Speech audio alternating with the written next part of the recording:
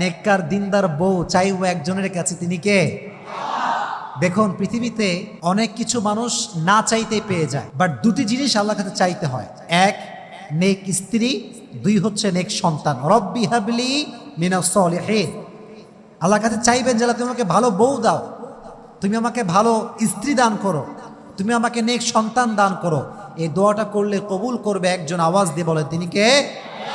একবার নবীজি সাহাবা একরামদের মাজলিসে বসে আছেন, যেমন ভাবে আমি আপনাদের সামনে বসে আছি। নবীজির সামনে কয়েকশো সাহাবা বসে আছে। একজন যুবক সাহাবা এসে বলল, ইয়া রাসূলুল্লাহ, ইয়া হাবিবাল্লাহ, মান তুহিব্বু আকসার, who do you love most? নবী হে, আপনি সবচেয়ে বেশি কাকে ভালোবাসেন?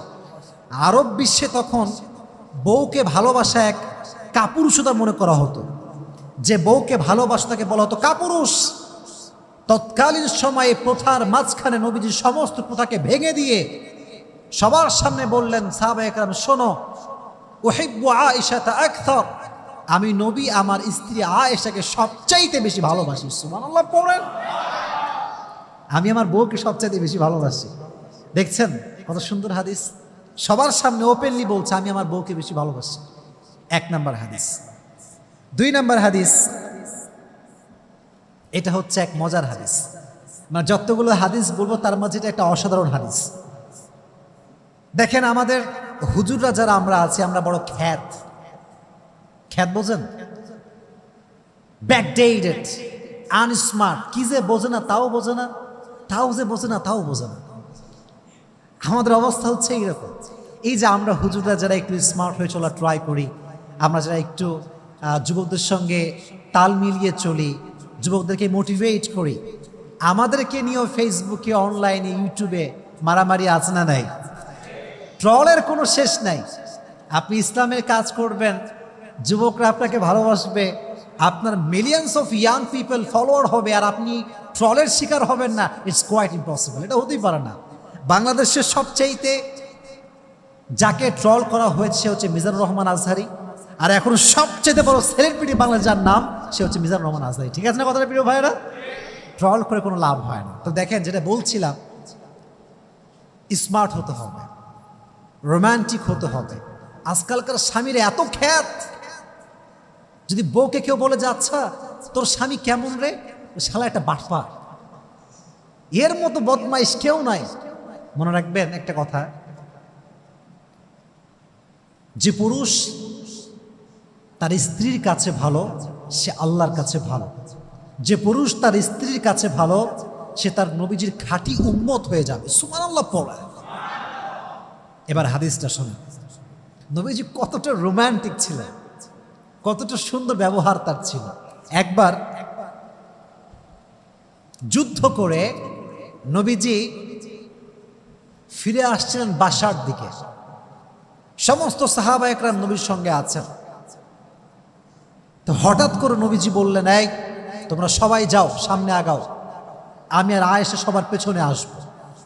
যখন সব সাহাবা দূরে চলে গিয়েছে, একদম দূরে, তখন আয়েশাকে বলছে, নবীজি বলছেন, আয়েশা চলো আমরা একটা দৌড় প্রতিযোগিতা করি।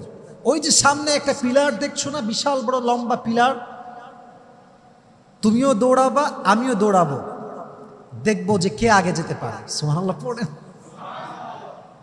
নবীজি দৌড়ের প্রতিযোগিতা করছেন, আর আজকে যদি হুজুরে বলে চলো একটু ঘুরে আসি, হ্যাঁ বেয়াদব, ফেতনার যুগ, কিসের ঘোরাঘুরি, বস চুপ করে বাড়ির মধ্যে বসে থাক। এরকম আমরা খ্যাত, আমরা রোমান্টিকনেস বুঝি না। তো নবীজি বলেন চলো দৌড়াই। এবার নবীজি দৌড়াতে শুরু করলেন। আয়েশা রাদিয়াল্লাহু তাআলা আনহা নবীজির সঙ্গে দৌড়াতে শুরু করলেন। দুজন দৌড়াচ্ছে, কিন্তু আয়েশা রাদিয়াল্লাহু তাআলা আনহা একটু স্লিম ছিলেন, পাতলা, আর নবীজি একটু বেশি, আয়েশার থেকে একটু বডি বেশি ছিল। মনে রাখবেন, যখন মানুষ দৌড়ায়, যে চিকন বেশি সে আগে যায়, আর যে একটু মোটা সে পেছনে থাকে। তো হাদিসে এসেছে আয়েশা রাদিয়াল্লাহু তাআলা আনহা নবীজির চাইতে আরো সামনে এগিয়ে গেলেন। নবীজি আসার আগেই আয়েশা রাদিয়াল্লাহু তাআলা আনহা ওই খুঁটির কাছে পৌঁছে গেলেন। হাঁপাতে হাঁপাতে বললেন, নবী আপনি আমার সঙ্গে পারলেন না, আজকে আমি জিতে গেলাম, আজকে আপনি হেরে গিয়েছেন। সুবহানাল্লাহ পড়ে। রোমান্টিকনেস কাকে বলে? বউকে আদর যত্ন ভালোবাসা কাকে বলে? আবার আরেকটা হাদিসে আসছে, এইটা হওয়ার পরে আরো অনেক দিন পরে নবীজি আবার যুদ্ধ থেকে বাসায় ফিরছেন। এবার আয়েশা রাদিয়াল্লাহু তাআলা আনহা বলছে, নবী চলেন আজকে আবার হয়ে যাক, দেখি কে পারে আজকে। আগের বার কে জিতেছিল? আবার বলেন, আগের বার কে জিতেছিল?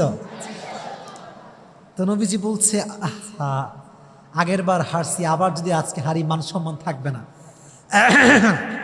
তো নবীজি বলছে, ঠিক আছে চলো আজকে আমরা আবার ট্রাই করি, লেটস গো, শুরু করো, চলো যাই। এবার দুইজন দৌড়াতে শুরু করছে, কিন্তু হাদিসে এসেছে এবার আয়েশা রাদিয়াল্লাহু তাআলা আনহা আগের বারের চাইতে এবার একটু স্থূল হয়ে গিয়েছেন, একটু মোটা হয়ে গিয়েছে। তো যখন দৌড়াতে শুরু করেছে, নবীজি আয়েশার চাইতে একটু সামনে এগিয়ে গিয়েছে, আর দৌড়ে গিয়ে ওই খুঁটিকে ছুঁয়ে বলছে, আয়েশা হাদিহি বিতিলকা, আগের বার তুমি আমারে হারাইছো, আজ আমি তোমারে হারাই দিলাম। সুবহানাল্লাহ পড়ে। তাহলে এই যে খুনসুটি ভালোবাসা, এটা স্বামী স্ত্রীর মাঝে রাখার দরকারটা যুবক ভাইয়েরা আছে না নাই? এজন্য এই হাদিস থেকে আমি এটাই বলতে চাচ্ছি যে স্বামী যদি স্ত্রীকে ভালোবাসে, স্ত্রী যদি স্বামীকে ভালোবাসে, আর সে আজিম থেকে খুশি হয়ে যায়, একজন জবান খুলে বলে তিনি কে? এবারে তাকবীর দেন, লিল্লাহি তাকবীর, লিল্লাহি তাকবীর। তাহলে বোঝা গেল নবীজি আয়েশাকে খুব কম ভালোবাসতেন, খুব কম ভালোবাসতেন।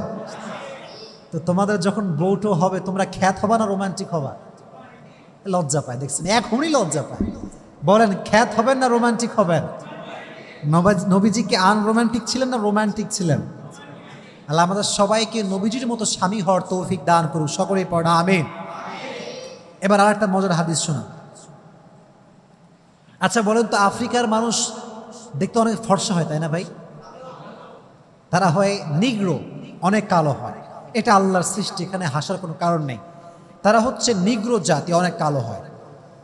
তো আরবে মাঝে মাঝে ইথিওপিয়ার লোকেরা আসতো, কালো দেখতে, তার বিভিন্ন খেলা দেখাতো, খেলা যেটাকে আমরা বলি সার্কাস।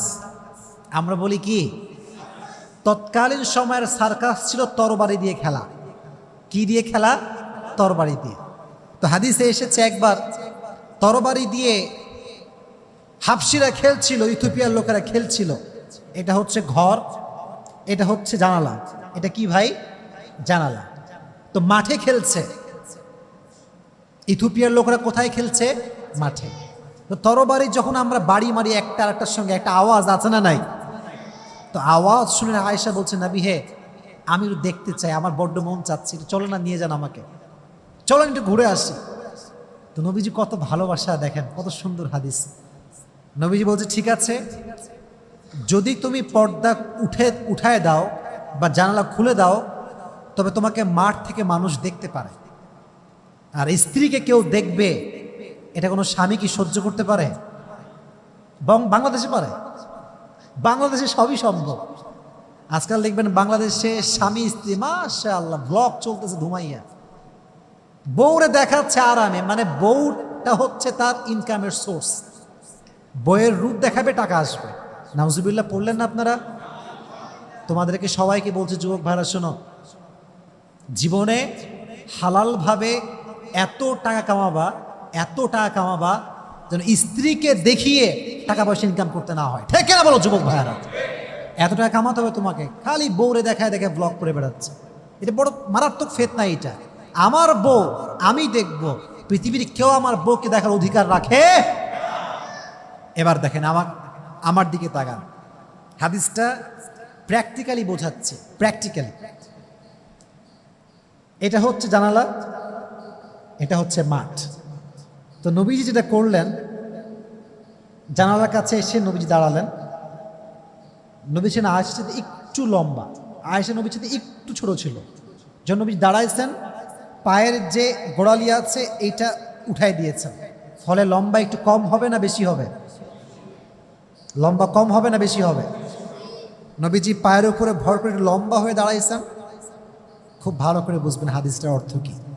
আর আয়েশা রাদিয়াল্লাহু তাআলা আনহা ঠিক নবীজির ঘাড়ের পেছনে মাথা দিয়েছেন, পুরো বডি নবীজির সামনে, শুধুমাত্র পিঠের এখান থেকে আয়েশার চোখ দেখা যাচ্ছে।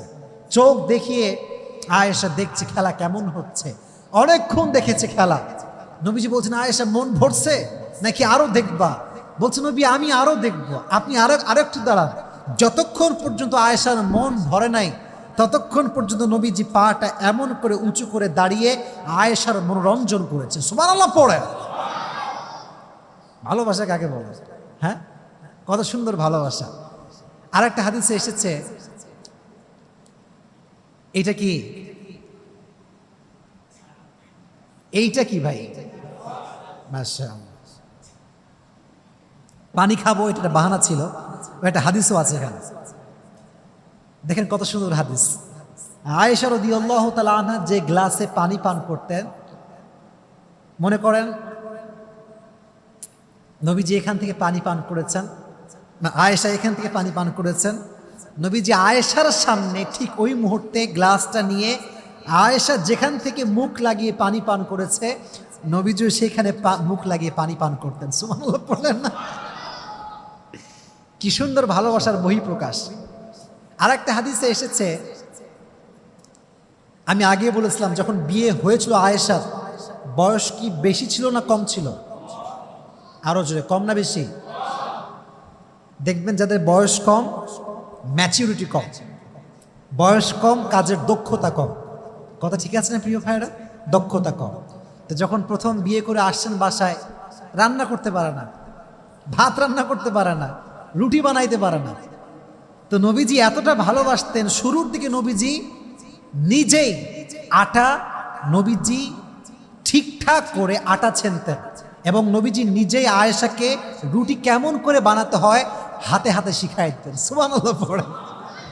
এই জন্য যুবক ভাইয়েরা যারা এসেছে, আমরা এই হাদিসগুলো থেকে আমরা যেটা বুঝতে পারলাম সেটা হচ্ছে এই, আজ থেকে আমরা বউয়ের সঙ্গে খাসটা মাসটা করবো, কোনো ভালোবাসা হবেই না। এটা শিখলেন নাকি আপনারা? ভালোবাসবেন তো ইনশাআল্লাহ? অনেকে ইনশাআল্লাহ বলতে লজ্জা পাচ্ছে, যেটা বলেন ইনশাআল্লাহ। নবী যেমন আয়েশাকে ভালোবাসতেন, আল্লাহ আমাদের সবাইকে সেইভাবে স্ত্রীদেরকে ভালোবাসার তৌফিক দান করুন। সকলে মন খুলে পড়না আমিন, আরো জোরে সোরে পড়না আমিন। এবার আসেন এক ঘটনা। আয়েশার জীবন নিয়ে কথা বলতে গেলে একটি ঘটনা আপনাকে জানতে হবে, এটা নাম হচ্ছে ইফকের ঘটনা। এটার নাম কি? ইফক। বলেন কিসের ঘটনা? ইফকের ঘটনা। এটা আমরা একদম শেষের দিকে আছি, আমরা একটু পরেই শেষ করে আমরা দোয়া করে দিব। আপনারা সবাই বিরক্ত হয়ে গেছেন নাকি প্রিয় ভাইরা? বিরক্ত হয়ে গেছেন নাকি আপনারা? তাহলে তাকবীর দেন, লিল্লাহি তাকবীর, লিল্লাহি তাকবীর। ইফক মানে হচ্ছে অপবাদ দেওয়া, অপবাদ।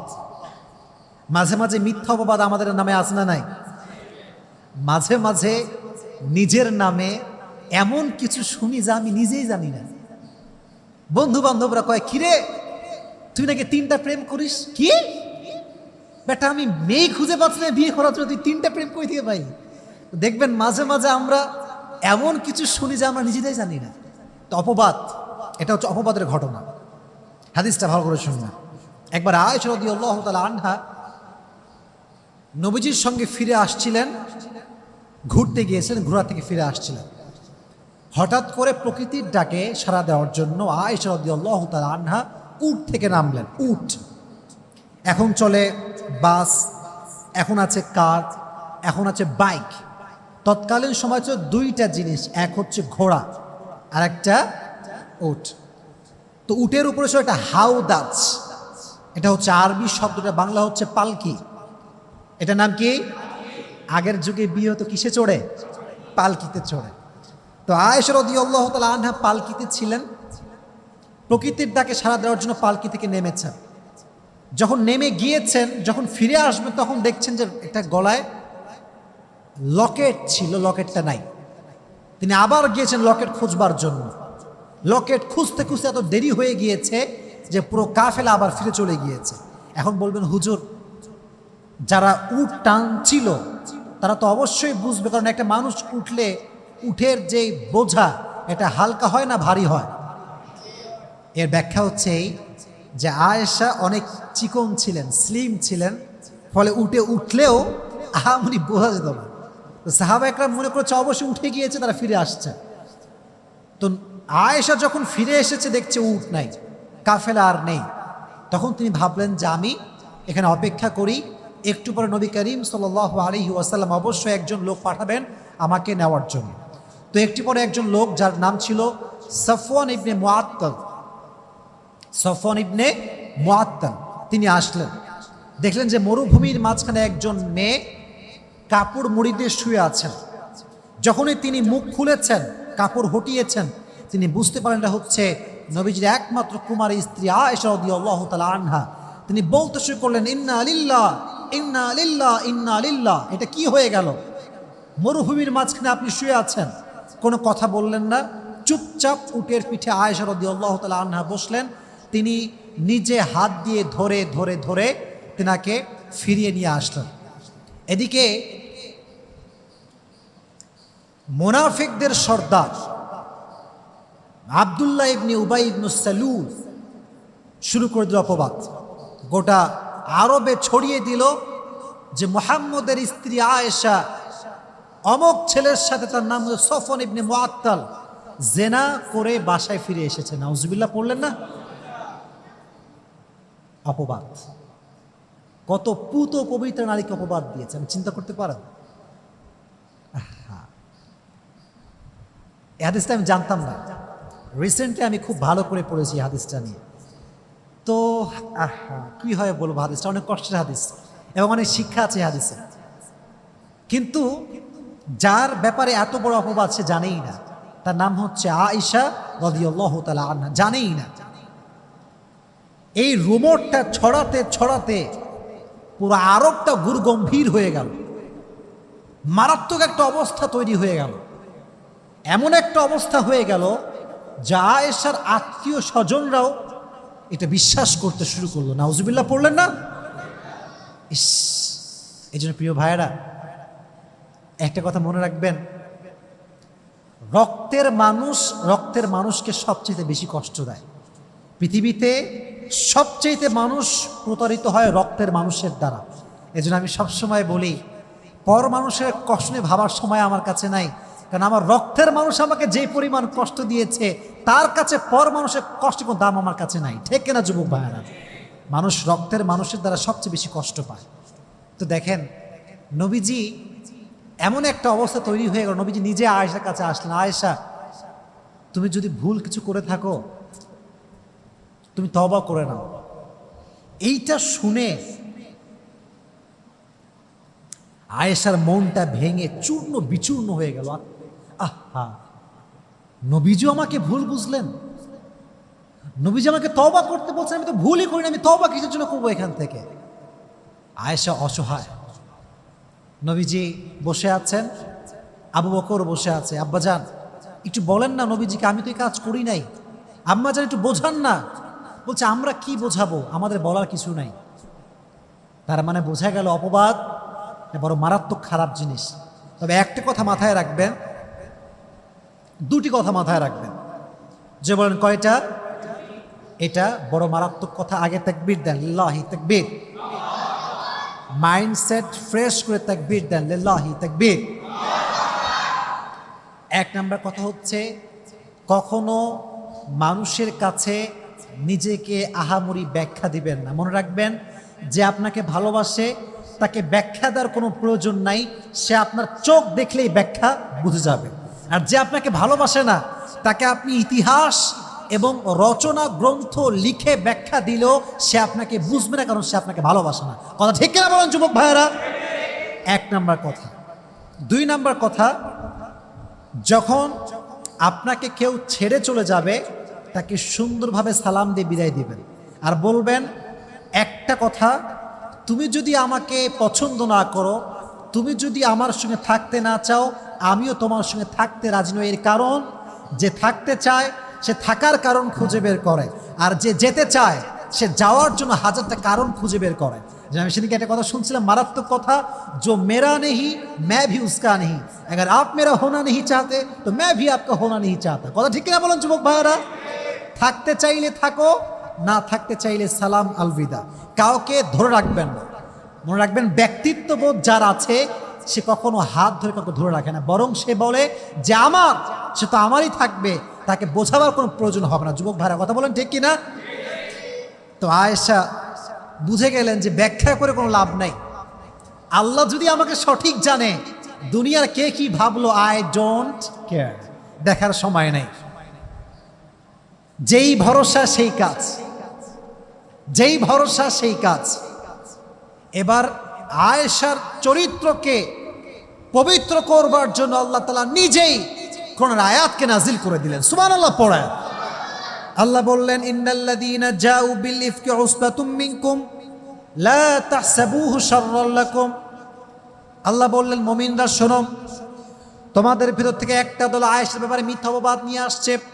লা তাহসাবুহু শাররাল লাকুম, তোমরা এটাকে সব দিক থেকে খারাপ মনে করে ফেলো না। বাল হুয়া খায়রুল লাকুম, বরং এখানে একটা কল্যাণ আছে। কল্যাণটা কি? মিথ্যা অপবাদ দিয়েছে বিধায় তো আয়েশার ব্যাপারে আয়াত নাজিল করেছে একজন, তিনি কে? অপবাদ না দিলে আয়াত কি নাজিল হতো? কথা বোঝে না। অপবাদ না দিলে আয়াত কি নাজিল হতো? ইন এ সেন্স এখানে একটা গুড সাইড আছে, পজিটিভ সাইড আছে, যে আল্লাহ নিজেই আয়াত নাজিল করেছেন। আল্লাহ বলছেন, শোনো, উসবাতুম মিনকুম, তোমাদের মাঝে একটা দল মিথ্যা অপবাদ নিয়ে এসেছে। লা তাহসাবুহু শাররাল লাকুম বাল হুয়া খায়রুল লাকুম, এটা সব দিক থেকে খারাপ নয়, এটা কিছু দিক থেকে ভালো আছে। লিকুল্লি ইমরিইম মিনহুম মাকতাসাবা মিনাল ইথ, যার যেই পরিমাণ গুনাহ করা দরকার ছিল সে সেই পরিমাণ করে ফেলেছে। ওয়াল্লাযী তাওয়াল্লা কিবরাহু মিনহুম লাহু আযাবুন আলীম, এবং যেই ব্যক্তি রুমরটাকে ছড়াতে সবচেয়ে বেশি কাজ করেছে তার জন্য কিয়ামতের কঠিন ময়দানে আযাবকে তৈরি করে রেখেছে। একজন আওয়াজ দিয়ে বলেন, তিনি কে? আয়াত নাজিল হওয়ার পরে নবীজি অনেক খুশি হলেন। শেষের দিকে আছি, এটাই আমার শেষের কথা। তো এবার আবু বকর বলছে, আম্মাজান যাও, নবীর কাছে গিয়ে শুকরিয়া আদায় করো যে আয়াত নাজিল হয়েছে। এবার একটা কথা শোনো, আয়েশা বলছে, কেন নবীর কাছে কেন শুকরিয়া আদায় করবে? আমাকে আমার যে রব পুত পবিত্র করেছেন, আমাকে কলসমুক্ত করেছেন, আমি সে রবের দরবারে সিজদা আদায় করবো। সুবহানাল্লাহ পড়া। এজন্য যখন কি অপবাদ দিবে, হতাশ হবেন না, নিরাশ হবেন না, ভরসা করবেন একজনকে। আওয়াজ দিয়ে বলেন, তিনি কে? তো আয়েশা রাদিয়াল্লাহু তাআলা আনহা ছিলেন নিষ্কুলুষ, তিনি ছিলেন পুত পবিত্রা, তার চরিত্রে কোনো কালেমা লেপন করার সুযোগ নেই। তো তিনি কবে মারা যান? হাদিসে এসেছে তিনি মারা গিয়েছেন আমিরে মুআবিয়া রাদিয়াল্লাহু তাআলা আনহুর শাসন আমলে। হিজরি সন হচ্ছে 58 হিজরি। বলেন কত হিজরি? তিনি মারা যান হচ্ছে 17 রমাজান। কত রমাজান? আরো জোরে কত রমাজান? এটা কিন্তু অনেক গুরুত্বপূর্ণ বিষয়। একজন নারীর জীবন সম্পর্কে বেসিক নলেজ হচ্ছে এইগুলো। কবে জন্মগ্রহণ করেছে, তার চরিত্র কেমন ছিল, আব্বা আম্মা কে ছিল, তার জন্ম কবে, মৃত্যু কবে, এটা জানার দরকারটা আছে না নাই? শাসন আমল হচ্ছে আমিরে মুআবিয়া রাদিয়াল্লাহু তাআলা আনহু। আর 58 হিজরি। কত হিজরি? জোরে বলেন কত হিজরি? যেই দিনে মারা যান দিনটা হচ্ছে রমাজান মাসের 17 রমাজান। কত রমাজান? আর বয়স ছিল 68। কত বয়স? আরো জোরে কত বয়স?